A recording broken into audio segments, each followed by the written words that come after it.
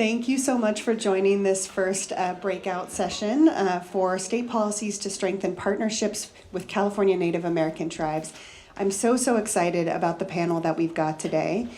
So let's go ahead and get started. My name is Megan Hurdle. I'm the Deputy Secretary for Biodiversity and Habitat here at California Natural Resources Agency.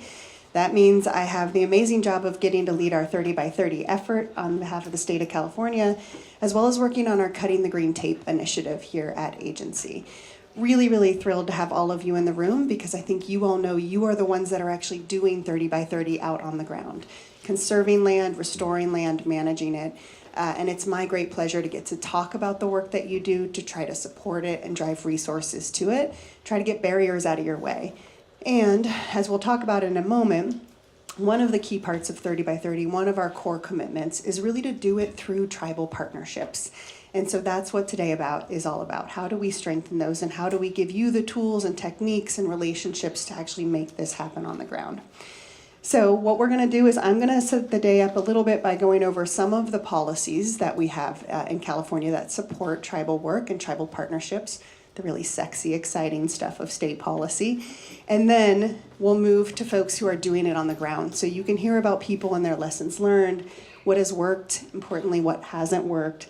We were just talking, Victor, about some of the important framing for people to keep in mind when they go into tribal partnerships. So let's go ahead and get started. And if you could advance my slide, please. So I am really proud to be part of a state that has started the process of apology and land return and trying to do truth and healing. And I always want to say that it's starting because we have barely touched the tip of the iceberg on what needs to be done, and owning up and understanding the past history that we have in California, that really, if you think about it, was not that long ago.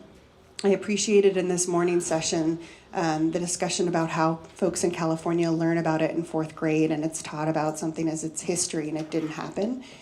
It has happened. I have a great-grandmother in our family who's 101. This has happened in her lifetime. This continues to happen in our lifetime. And so thank you all so much for showing up here to try to be part of the solution and moving this forward. So Geneva highlighted a few of the policies that it's important to keep in mind here. And the first one is the apology that Governor Newsom made to Native American tribes. If you haven't had a chance to read that executive order, I would encourage you to go to the website. In the front of your little books, there should be a QR code that will take you to the toolkit. It's short, but it's impactful and it's important because it's the foundation. And it was one of the first of its kind to acknowledge what had happened there. It took 168 years from our first governor for this executive order to come out from Governor Newsom and for this apology to be made. It set up two things. First, it made a direct apology, which I think is important. It didn't sidestep it. It said we were wrong and we're sorry. And the second, it created a Truth and Healing Council. So this can be read about a little bit more, and there's a book in your Tribal Stewardship Toolkit that Geneva recommends and that I have read as well. It's the Early California Laws and Policies Related to California Indians. It's by Kimberly Johnston Dodds. So that's a great resource for folks to look into after this if you haven't read it yet. And it's really a summary of the Act for the Government and Protection of Indians. It talks about early California vagrancy laws. It talks about what our militia did, expeditions against Native Americans, and also our response to federal treaties, which you heard about some today. So as part of that apology, there was also the Truth and Healing Council. How many folks are aware of what the Truth and Healing Council did when it was established? I see one or two hands. I got a little bit of this, a few. It's definitely worth looking into. This was a set of listening sessions that happened across the state to really learn about how historical wrongs have impacted Native American communities. And you heard some of that today, that impact continues on to today. And so there will be a report coming out next year where we're actually going to have solutions on how to address the historical wrongs that were brought up as part of that Truth and Healing Council. So furthermore, this executive order directed all of our state agencies to look to find ways to heal these wrongs and set the priority of tribal partnerships going forward. And Geneva talked about this briefly, but if you read all of our state policies from 30 by 30, natural and working lands, outdoor for alls, nature-based solutions, tribal partnerships are part of each and every one of those. So the stewardship toolkit that's being worked on now is trying to pull all those disparate pieces up together into one strategy. Geneva also brought up the Statement of Administrative Policy on Native American ancestral lands. We as a state really need to work on getting more pithy titles for some of our state policies. But this is a really important one because this came out in September 2020. And this directs all of us to identify opportunities for tribal access, for co-management, and for ancestral land return. I was really struck this morning when the speaker was talking about the fact that, 5, maybe 10 years ago, you would walk into a state building and no one believed land return was possible.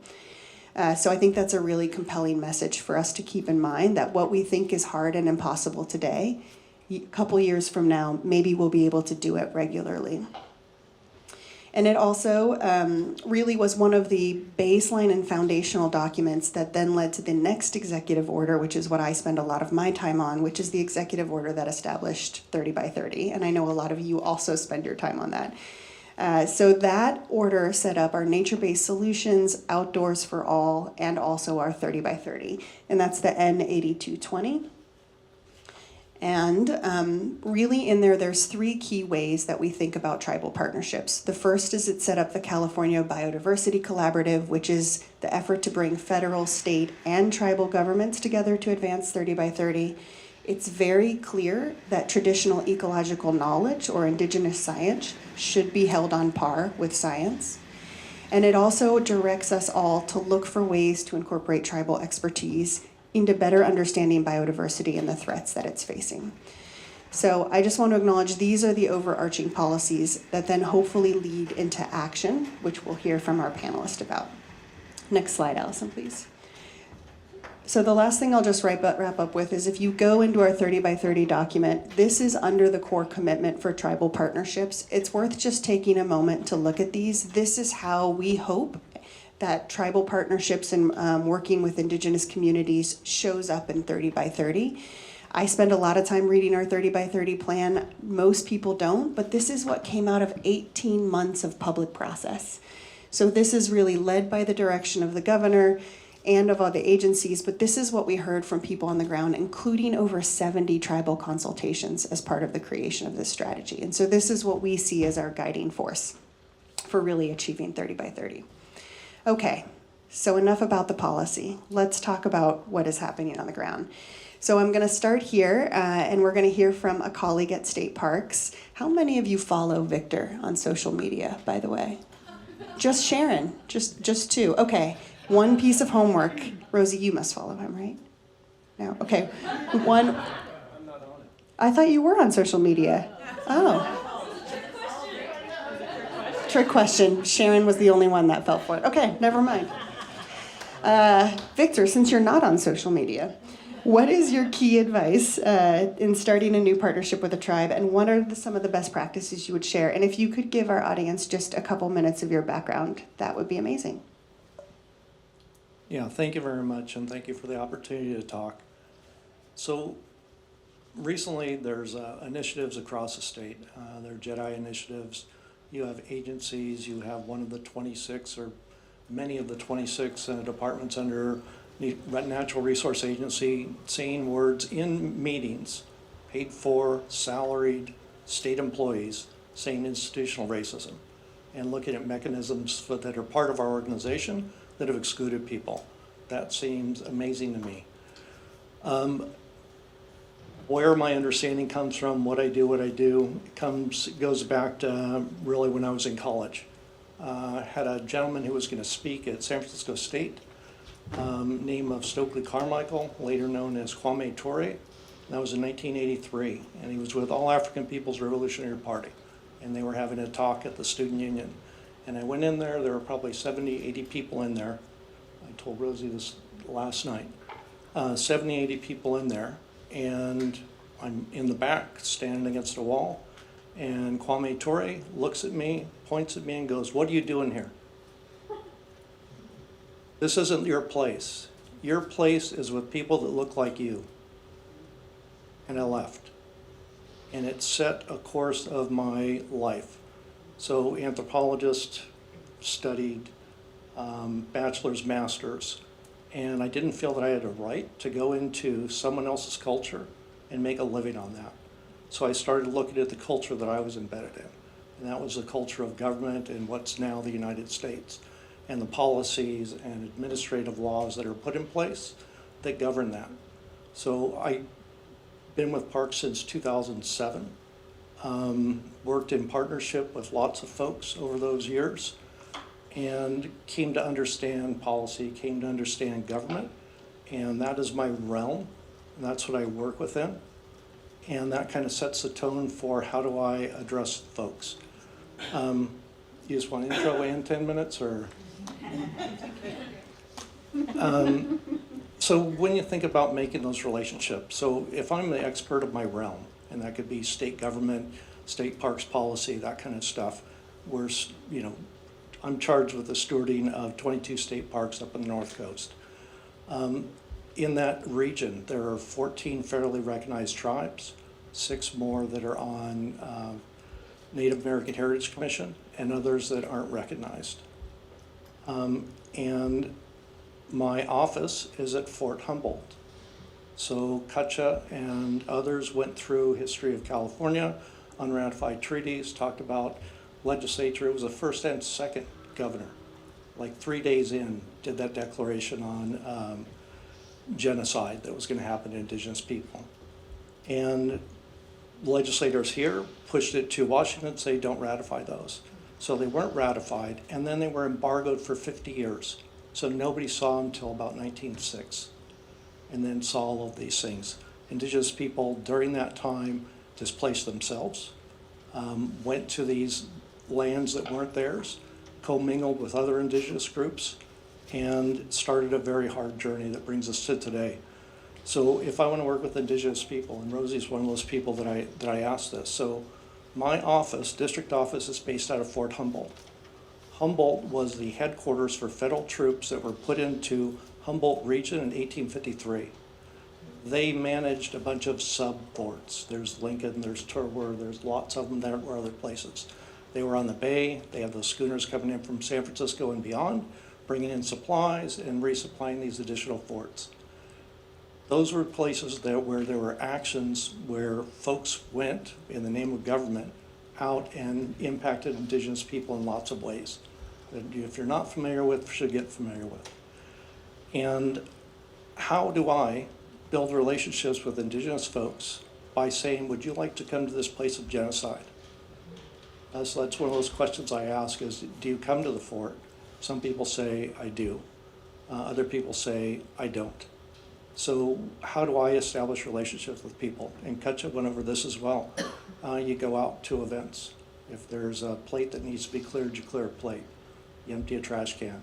If folks need a ride, you do that. I'll say this, and this is coming from that agency perspective. You have to build trust with people, and you have to build relationships with people. And that's how all of this stuff happens. Think of every agency that you interact with. It's not, I'm going to go talk to Fish and Wildlife. You're going to talk to somebody within that organization. Hopefully you've established a relationship with them. People are people. That's no different.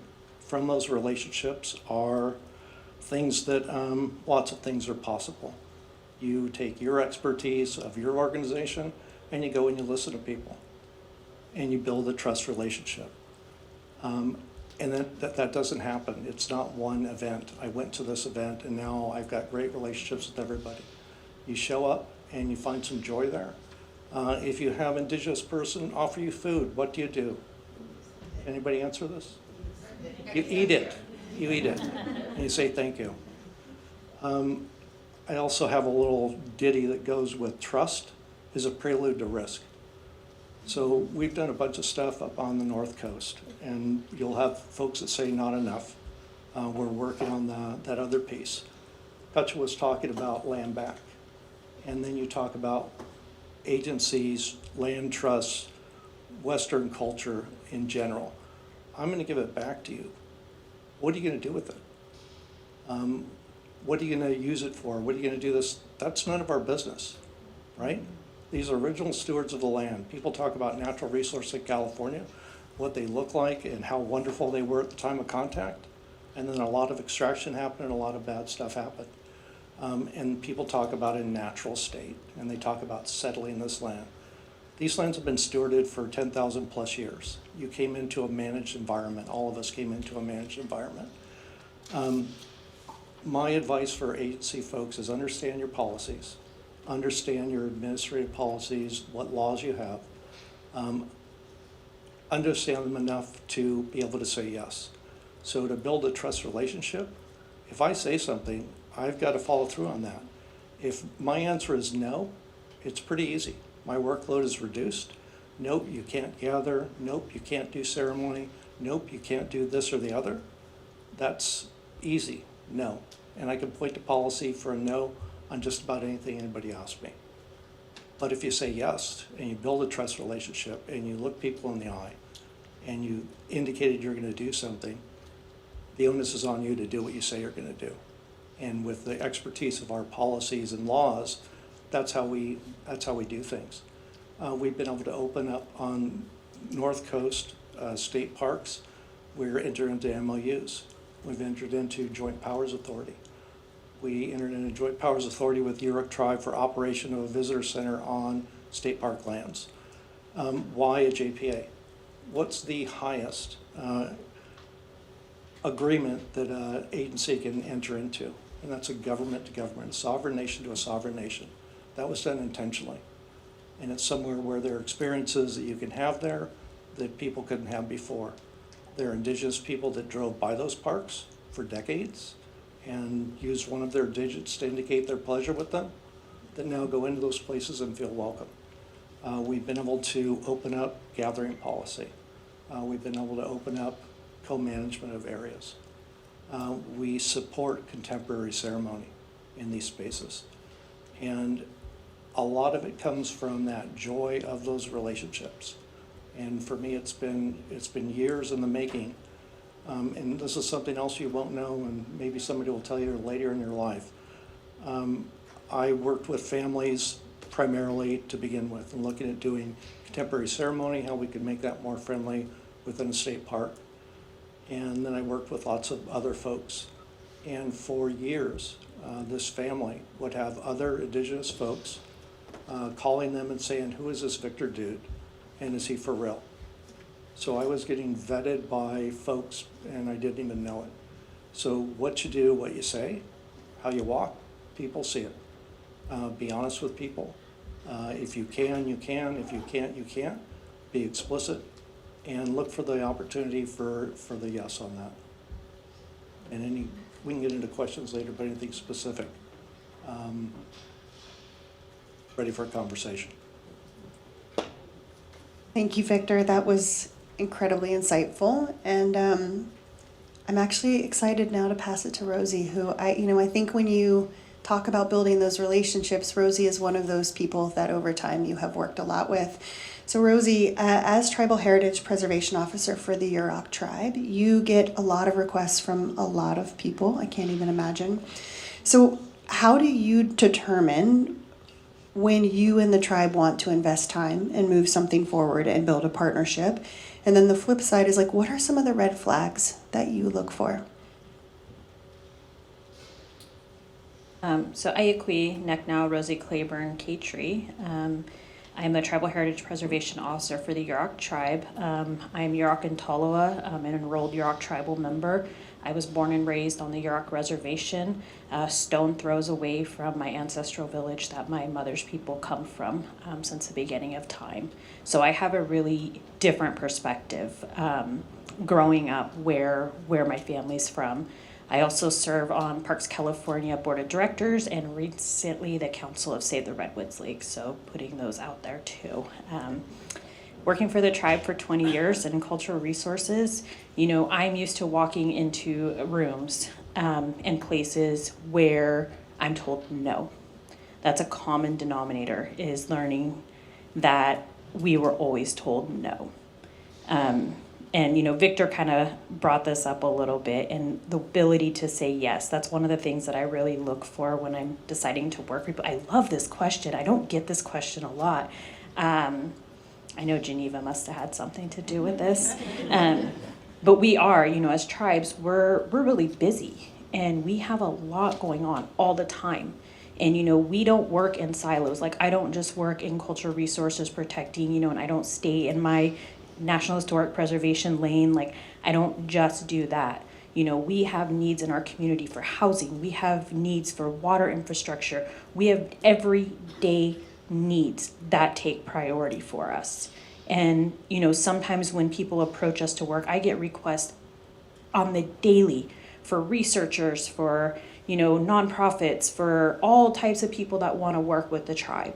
And so, how do we vet those? How do we look at what a good partnership's going to be?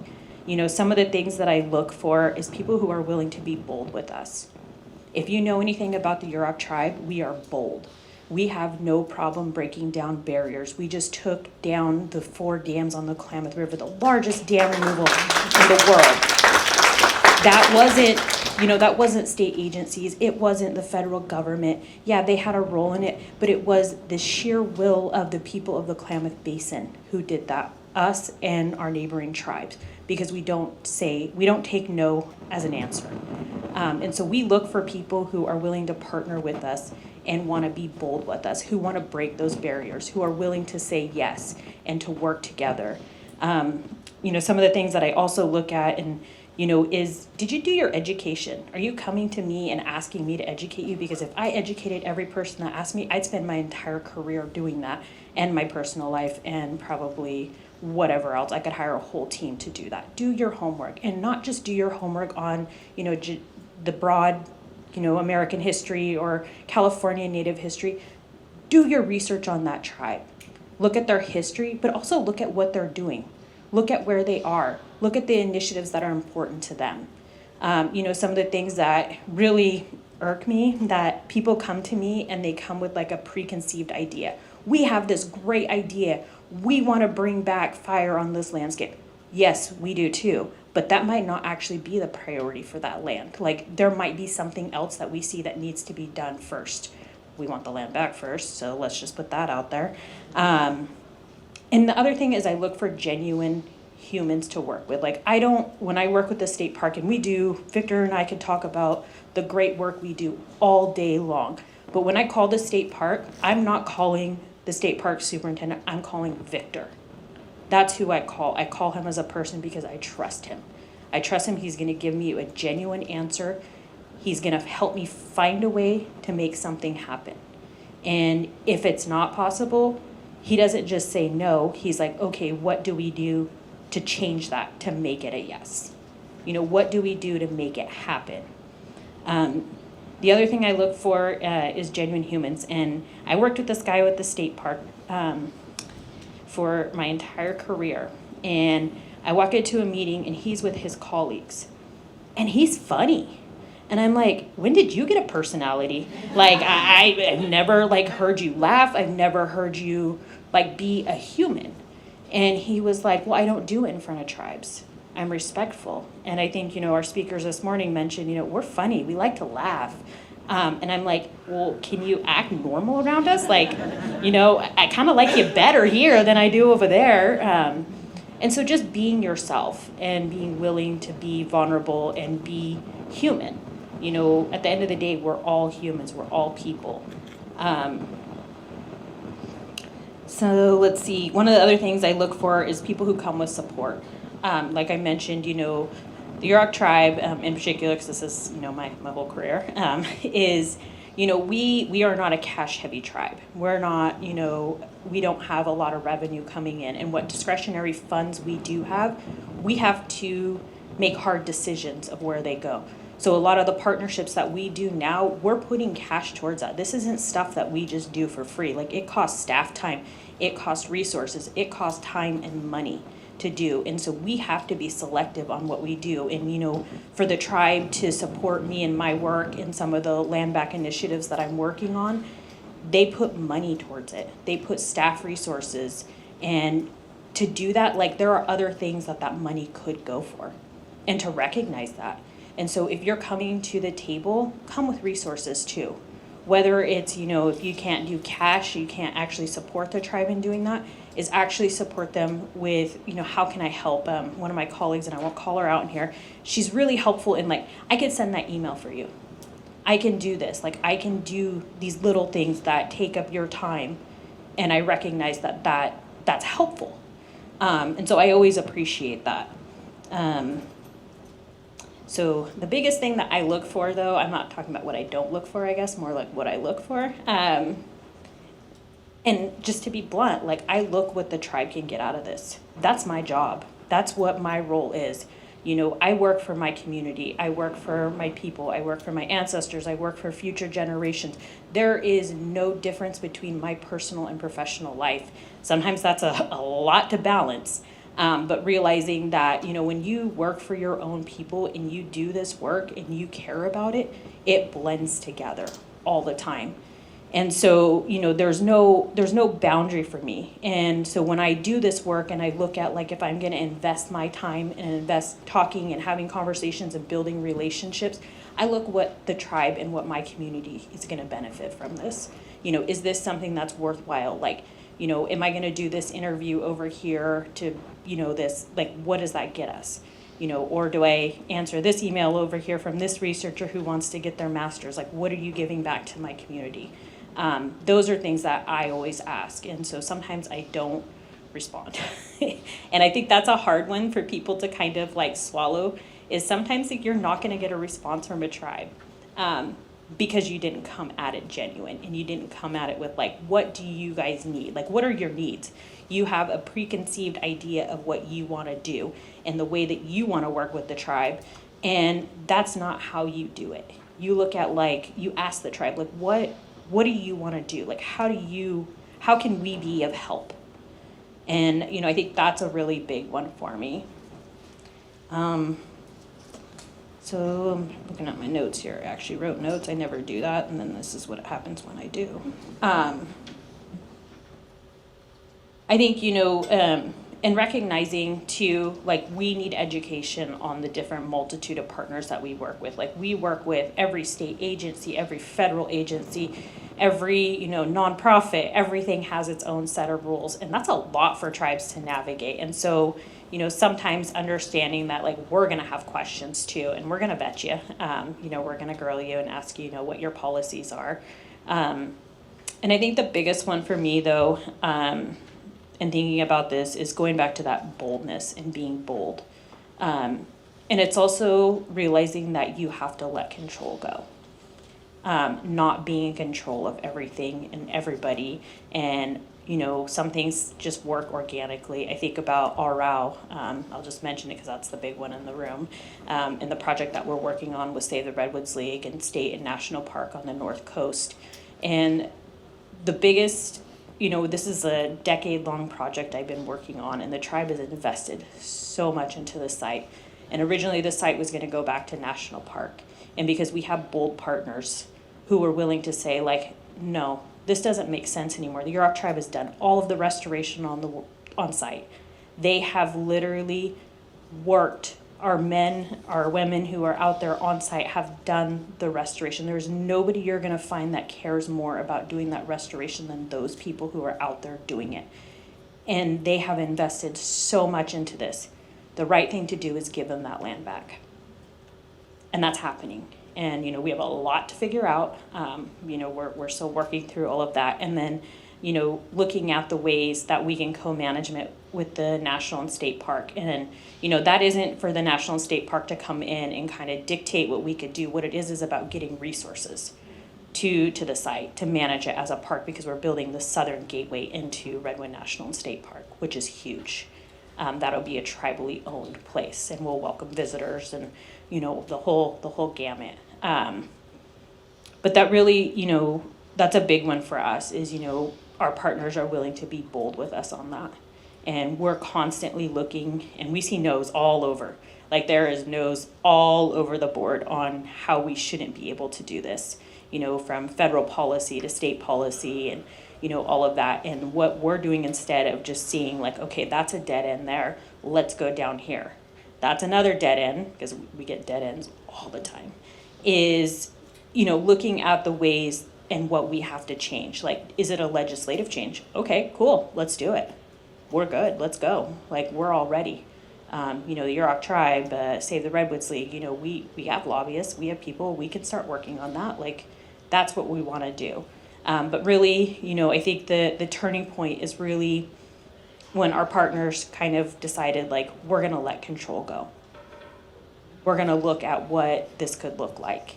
And if you look at track records of tribes, like, we're doing this for the right reason. We're doing it for land conservation. We're doing it for, restoration. We have our whole economy. The economy we do have is built on restoration. We have construction companies at the Yurok Tribe. That's the sole focus of what they do is restoration. That's how we put our people to work. And so you really have to understand that control is a big thing, and allowing space for tribes to gain control back and to have that control back. And then also, creating space that, we talk a lot about the historical traumas, that we face every day. Sometimes I just need a pause, like working on things. Like tribes, we need pauses.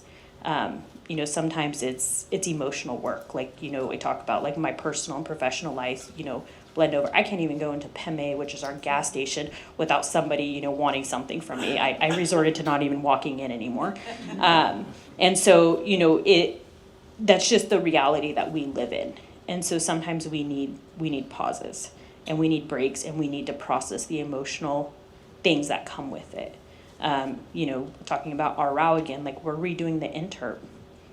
And that was really emotional for me. Like talking about like the story that we were going to tell there versus what the story is we're going to tell now. And the decade I spent with the interp, and sometimes feeling like my voice was silenced. I was the only Yurok person, only Native person in that room working on the interpretation of the Southern Gateway to Redwood National State Park. And my voice was silenced constantly. And so, when we started to talk about revamping that and, redoing all of that work, it was emotionally tolling for me to have to relive a lot of that. And so we've kind of, sorry, Jessica, we're talking about redoing everything. Because it needs to be done, and it needs to be done right, and it needs to be told. The story needs to be told from us. Nobody tells our story than us, and that's how we feel. Constantly hearing the word no is taxing. Like, it beats you down every day, and you kind of just learn to expect that. Victor is kind of one of those first people that we worked with that was like, sure, okay, you guys want to have your ceremony, and you don't want me out there telling you how many fires you can build or where you can walk or what you can do? Okay. And, I remember the first time I kind of thought Victor was okay, and I like to tell his story. He doesn't like it. We're across the beach at Chapek, and we're down there, and it's move out day, right? And we're busy. Like, we have to pack up dance stuff. We have to, put things in the canoe, come across. We have our ceremonial obligations, and bathrooms are a really important part of ceremonies that people don't really realize. Like, people have to go to the bathroom somewhere. And I look over, and this guy, the superintendent of the state park, is over there loading porta potties in the back of a truck. And you're like, okay, this guy might be all right. Like, he picked the crappiest job at the whole ceremony to do. And that's the type of person that he is, though. And that's, why we have the relationship we have, is because he's willing to roll his sleeves up and constantly help us, and constantly just let control go and be able to trust us and trust the process and trust what we believe in and the way that we work, that everything will be okay. If we say it's going to be okay, it'll be okay. We promise. I'll stop there because I think I could talk all day. Rosie, that was amazing, and thank you so much for what I thought was a very clear and compelling list of things for all of us to keep in mind. So thank you for the time, and thank you for all the work that you're doing. So next I'm going to pass it to Amy down at the end there. And so Amy, State Coastal Conservancy, I hope you'll introduce yourself, but how does the Coastal Conservancy think about navigating the competing interests in conserving land? Like that, I think that's a big elephant in the room, right? We heard it this morning, we heard Rosie bring it up. And how do you build in tribal priorities as well as public access and conservation goals into your work? And when do you decide to try to do all three? And when do you decide to not try to do all three? Yes, hello, and thank you for having me. Oh, okay. Hello. Thanks for having me on this panel. This is an honor to be here. I'm Amy Hutzel. I'm Executive Officer at the State Coastal Conservancy, which is a state agency. We work on the coast, in coastal watersheds, in the 9-county San Francisco Bay Area, and up the Santa Ana River watershed. And we have a long history of doing multi-benefit projects.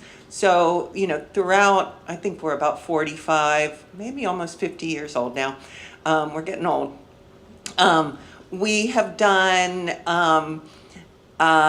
multi-benefit projects from the start. We are not all that interested in doing single-purpose projects. So conservation of lands, restoration of habitats, public access, climate adaptation. We really love to do projects that are meeting many different objectives, and also working on projects over a very long time span. So starting, with regional planning, acquisitions, restoration, the ongoing improvements to lands. And we have, over our history, done work with tribes on I would say, a fairly limited basis, but we've had some successes in the past. 2015, we worked with Trust for Public Land on the Richardson Kashaya acquisition, which was a transfer of the lands to the Kashaya Band of Pomo Indians. And that acquisition entailed really thinking about a land back project and how could we get the coastal trail through the property. And that planning and those conversations continue. I would say under this administration, and Megan went through all the executive orders and the plans, the Coastal Conservancy's work with tribes has really increased. We have in our latest, we do 5-year strategic plans. In our latest strategic plan, we have a specific goal to return ancestral lands to California tribes. So that's stated right in our strategic plan. And we've been doing a lot of work in terms of staff training, having tribal liaisons on our staff for each of the regions we work within, having a staff committee to discuss the work that we're doing with tribes, of course, sending out way too many letters and doing tribal consultations and working to make those, as meaningful and do them, the early, often meaningful consultations that Geneva often talks about.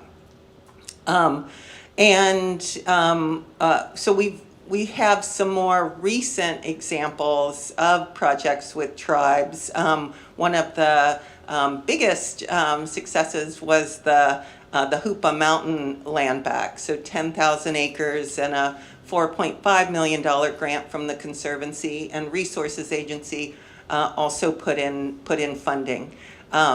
We did the Elk Valley Coastal Reserve with the Elk Valley Rancheria. So not 10,000 acres, about 9 acres, but it's on Crescent Beach, right on the coast. And we included funds for planning the habitat enhancement and the public access as part of the grant for the acquisition. So we were already thinking about, with the tribe, how do we, or how do they achieve multiple goals?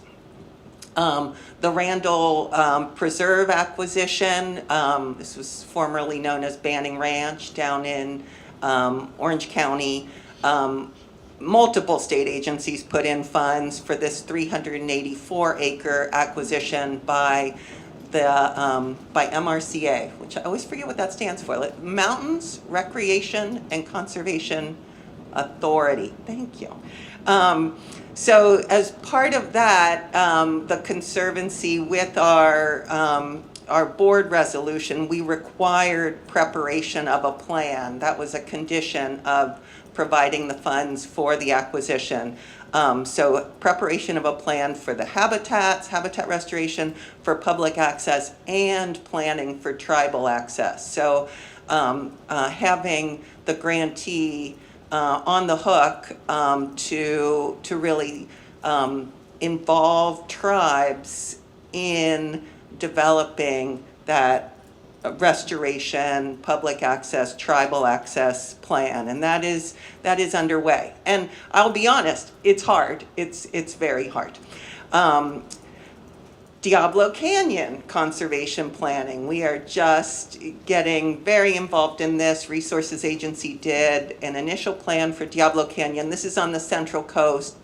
PG&E owns the lands around the Diablo Canyon nuclear power plant, and a lot of work is going into figuring out the long-term disposition of those lands. So working with several tribes, thinking about which lands the tribes are most interested in, what are the tribes' interests. I mean, it could be land ownership, it could be access to the land, it could be access to the water, the very nice cove that PG&E has built.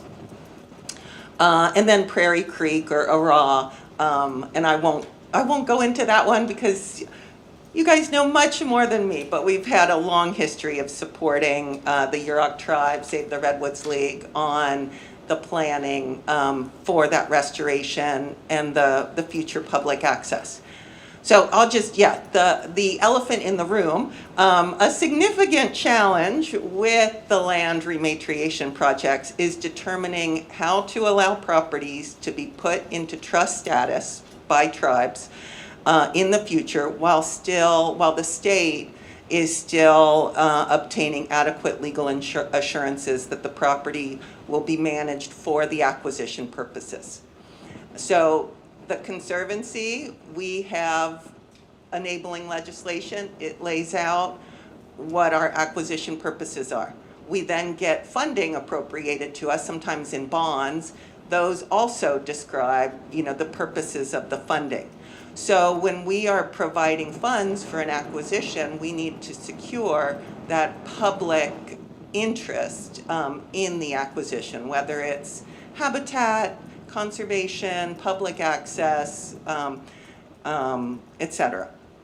So one strategy we have used is to record deed restrictions without our usual reversionary interest. And we are just doing this with tribes. So that this recorded document, it's similar to a conservation easement rather than an offer to dedicate. And an offer to dedicate has the reversionary interest. So we've never used the reversionary interest in our 45, 50 years of providing grants to acquisitions, but it's been the hook. Like with the land trust, we give a grant, they acquire land, we hold an OTD. If the land trust were to go and do something with the land that's not in keeping with the purposes of the acquisition, the state could take the land back. So with the tribes, we are working to get away from the reversionary interest, the OTD, towards more of a conservation easement.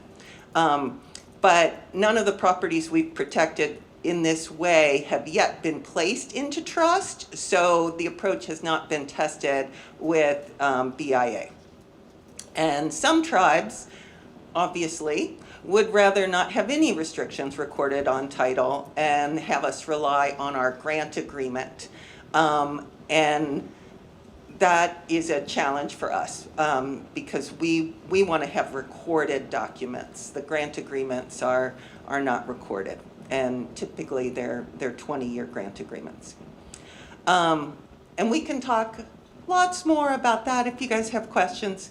I would say balancing public access with tribal access can also be a challenge. And one approach we've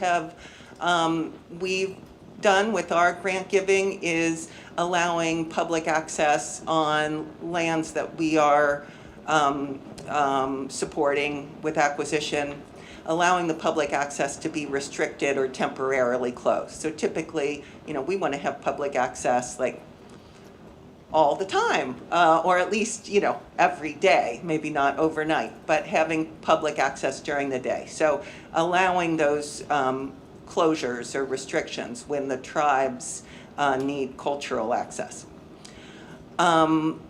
We also have stopped requiring limited waivers of sovereign immunity for certain types of grants with tribes. So our Explore the Coast grants, our grants for wildfire work. We have not, we still require limited waivers of sovereign immunity with land acquisitions. Another thing we have work to do is advance funding under our grants when we're working with community-based groups or with tribes. So the state typically provides payment in arrears. It's a reimbursement process. It can take a while.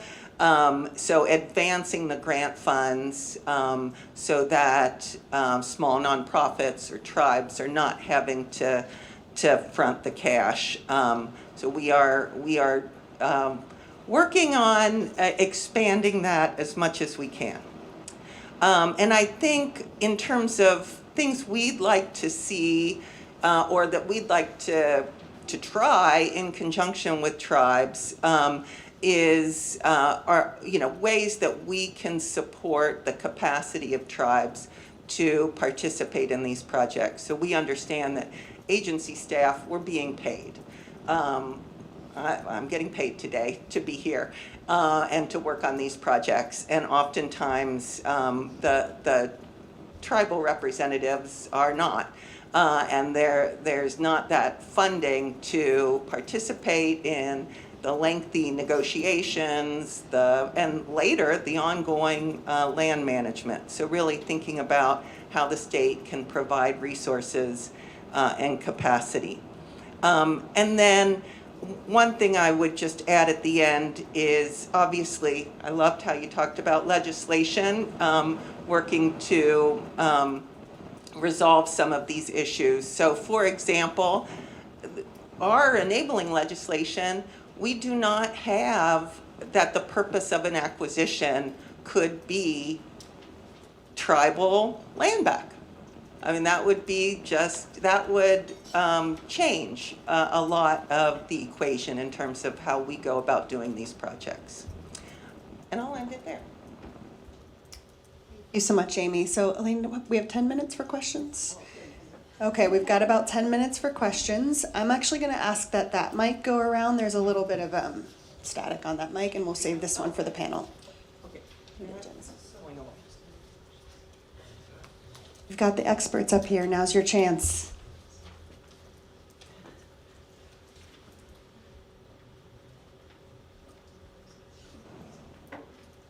Hi, I'm Joanna from Save the Redwoods League. I'd like, if Rosie, you would start. The word capacity is a reality, and it's often, I think, a dog whistle for, oh, tribes can't do that, aren't ready, aren't. And so I'm wondering if you would say more about what it means to build capacity, or, you've said how busy you are and how much you have going on, what it means to really do that and not use it as an excuse. It comes down to staff. I mean, I have a department right now where I have 2 people. I'm down to 2 people. I'm running a visitor center. I'm, working on our ROW. I'm repatriating items. The list goes on and on and on. And so when we talk about capacity, it really shouldn't be an excuse. It's not an excuse unless you ask the tribe. and they say they don't have the capacity. They're the only people who can say they do not have the capacity to take on this project right now. And then you say, okay, well, please let us know when you do. Or are there ways we can support you? Are there ways we can help write a grant together? Do you all have, funding to help build that capacity? And so that's what it really comes down to. And, I actually have heard this used as an excuse, like, well, and I'm on the opposite spectrum. Everybody thinks our tribe has massive capacity because we're bigger. But we don't. And, we know there are tribes that have way less capacity than we do. And so ways that we can all support them to get them capacity to do that. And I also think it's, this brings up an interesting, point for me is that, as tribes right now, like, it's really popular to work with tribes right now. And sometimes we don't know what to do with that. And so sometimes we're running 1,000,000 miles per hour because we don't want to say no. Because if we say no, then does it go away? And, we have trust issues, really, really big trust issues. And so, sometimes we know people change their mind or, it might not be popular next week to work with tribes. And so what happens then? And so if there are ways that you can support tribes to have that capacity, do it. And it might not be just your organization right now, but maybe you have a partner or, another organization that can do that. And that's really what that means. It comes down to money, unfortunately.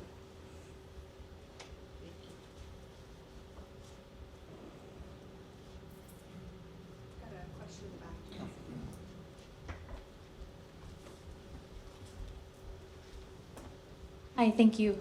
I'd like to also know if the state has resources for other land trusts and non-tribal land trusts to understand the state policies around cultural burning and SB 332. This is we're a non-tribal land trust, but we have tribal leadership and senior staff, and we use TEK on our own preserves. We burn on our own preserves. But one of the trust red flags is when we try to work with another land trust or a state agency, and then all of a sudden they have all these questions about cultural burning. Or we try to do a management plan with an environmental consulting firm that then takes out our language on cultural burning and takes out our language on TEK. And, it's one of our arguments that we use is that, the state of California has outlawed and regulated cultural practices for so long, and now they want to do it again. And it is a trust issue when we try to work with a local tribe that wants to work with a land trust, and then we get all of these questions, and we have to explain what SB 332 is. We have to explain that no, you don't need CEQA to burn on private property. We don't need all of this. And so, I'd like to also know if the state or people in this room might have some initiative to have resources to educate the land trust community about SB 332 and how cultural burning can be better implemented with non-tribal land trusts. Thank you. I think there was just legislation like within the last week or so acknowledging that there are these traditional methods for maintaining lands, and that when you have families and you have private land, you have indigenous people that want to do that. There are Karuks right now that have been doing it for years, and Mr. Lake, you can talk to him about what those mechanisms are. But one of the things we've been doing as an agency is we work closely with Yurok Cultural Fire. And so we take agency folks that are fire trained and put them over on cultural burns. So now you have agency folks that are getting that level of understanding about what's the purpose of this, these low intensity burns or purpose burns. We've got hazel in this area or iris or something. And it's an education for agency folks to learn a different way of thinking about these lands they manage and put fire on. And we've also had cultural burn practitioners coming over to our burns. And it's like how you lay down your fire, whether you're stripping or dotting or dashing, whatever it is. Having that demonstrated by indigenous, burn bosses, a different way of doing. But I think that people are recognizing that. You look at, it's not going to be mechanical suppression. That's not working. And what I want our agencies to do is not just tell me everything you know. Teach me all this stuff so we can do this. It's really, who is that leadership? who takes those leadership roles on these type of treatments? And we have to go to Indigenous community and honor them with positions and whatever else it is to support it. I'm going to go into something that I'm going to take a little bit of time. When you think about agencies and you think about, yeah, I'll be quick. You think about agencies and you talk about these ancestral lands, and then who's telling those stories on those ancestral lands, and how does the institution keep a hold of that and keep a hold of those narratives? So for years we'd have been on Yurok ancestral lands and other tribes, and then we have people that look like me talking about history, talking about culture, talking about a reconstructed village. We made a point of bringing in Indigenous people to tell those stories, first person narrative. So what is the institution, how do they support that? Well, who are these people and what are they called when they're working for an agency? We call them interpreters. So what are the qualifications to be an interpreter for the state of California, for California State Parks? And you have all these criteria. It may be, you have to be recognized by National Association of Interpreters. And their criteria is X thousand hours of interpretation while you're in a position that's called interpreter. So right now, California State Parks, Heather Holm, our interp chief for the state, is going through and looking at the classifications that we have and looking at the qualifying criteria. So all of that exclusionary language is being removed. It's identifying, Rosie can attest to this, if you're involved in a ceremonial family or a feather family, you're presenting, you're carrying culture, you're presenting ideas to people all of your life since you're a little kid. Why do you do this? Why do you wear this? Why do you do this action or that action? You explain it, and it's no different from what interpreters do. Here's something, I'm going to give you some information, it'll spark an idea, we'll have a conversation, you may have a new understanding of something. But getting government to acknowledge different ways of doing, different worldviews as equivalent. And that's something that, I mean, that's an institutional change that they're working on right now.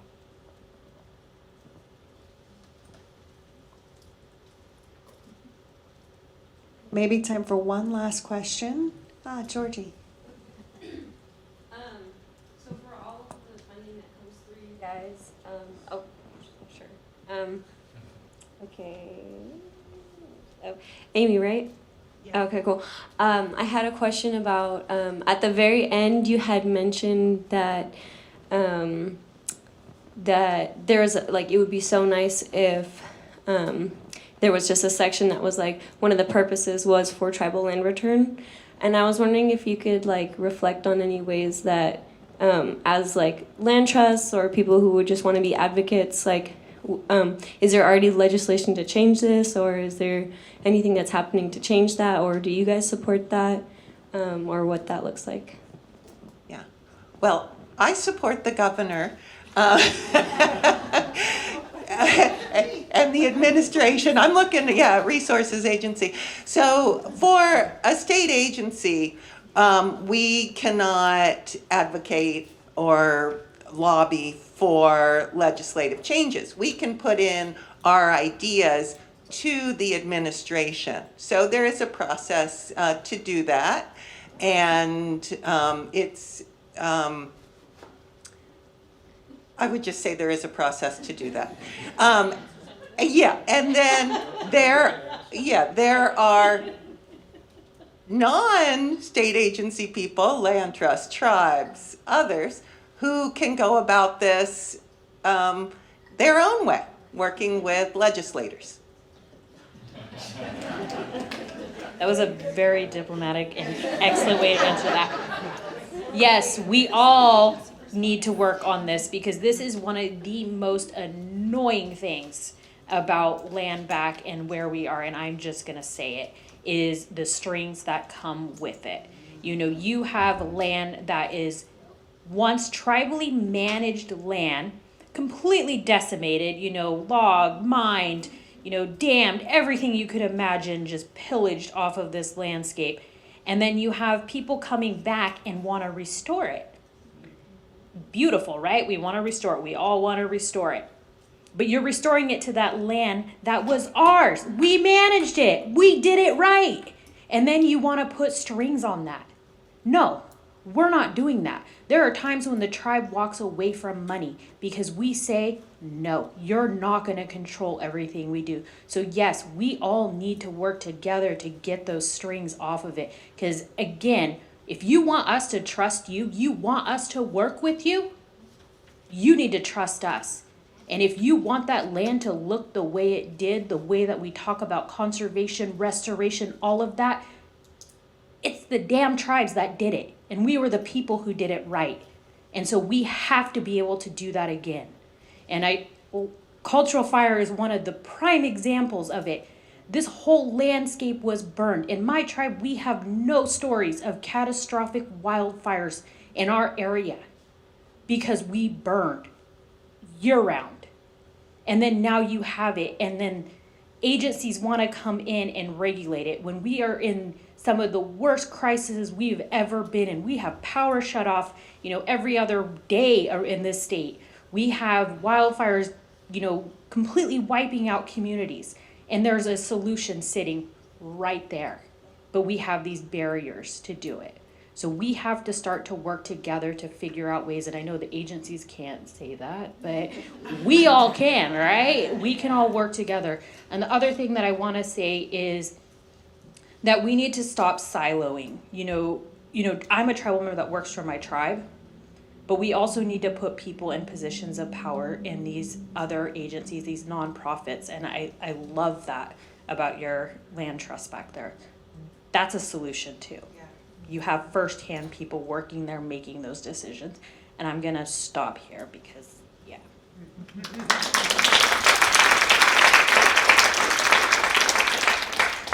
I can't think of a better call to action to end the panel on.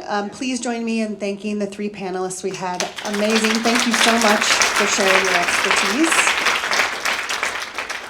We are now moving into lunch. Lunch is downstairs.